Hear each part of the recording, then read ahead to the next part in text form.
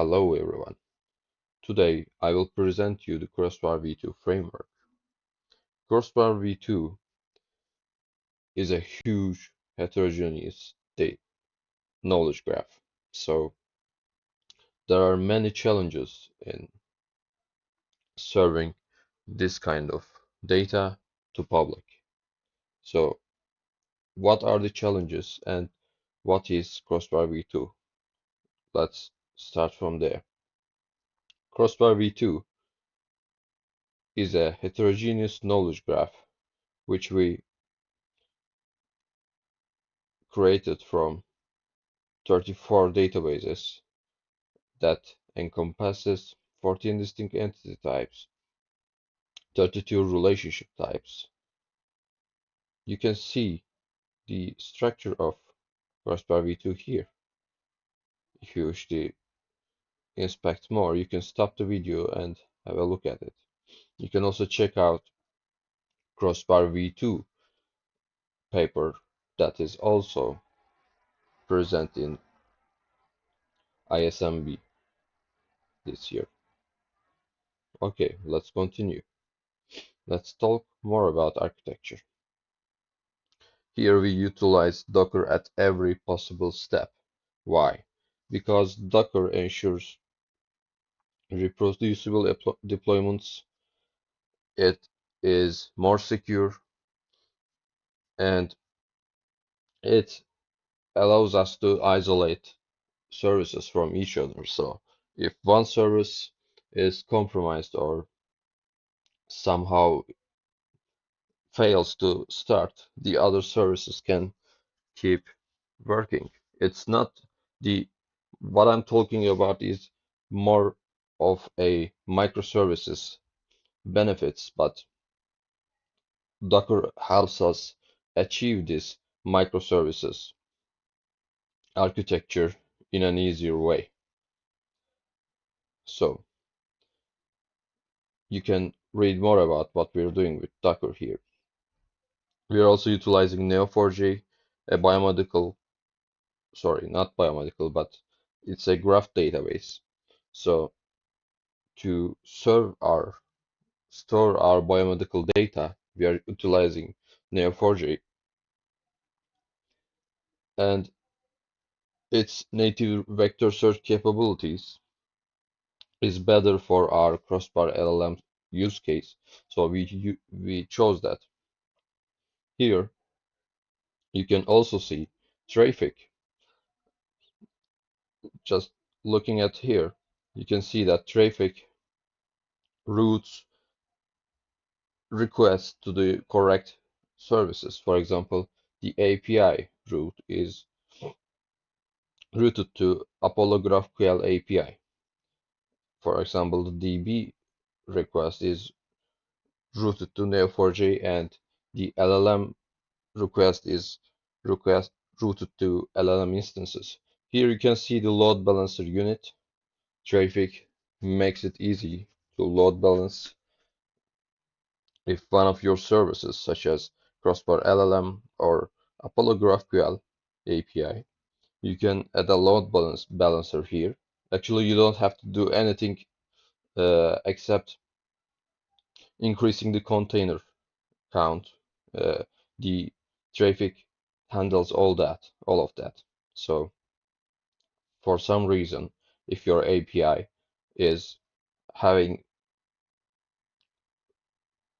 too much traffic, you can just increase the container count and traffic will handle the load balancing part. We are doing this with our Crossbar LLM. Traffic also deals with SSL certificates, and it makes our services much more secure. And let's talk about Crossbar LLM. It's a Neo4j grounded, Crossbar grounded, Crossbar V2 grounded, to be specific, not Crossbar version 1, Crossbar version 2 grounded LLM that helps you make choices, understand what's going on, etc. You can give it a vector file, or you can ask natural language queries. You can check out all of them from this QR. Let's continue. Apollo GraphQL API. The reason we use GraphQL API is to allow users to have nested queries and complex relationships. For example, I want you to give me the drugs that interact drug with some protein that interact with some I don't know, some X that interact with some Y that name is Z. For example, you can have these complex nested queries with GraphQL API. So it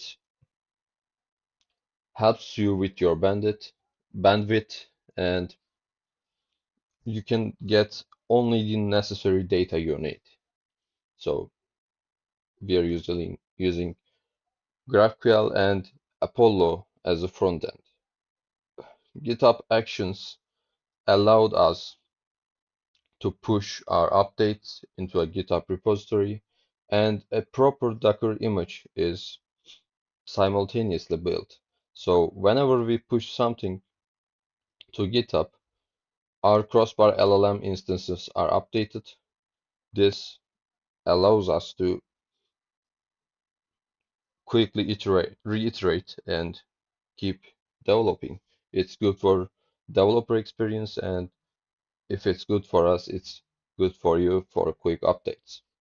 Watchtower is the updater here.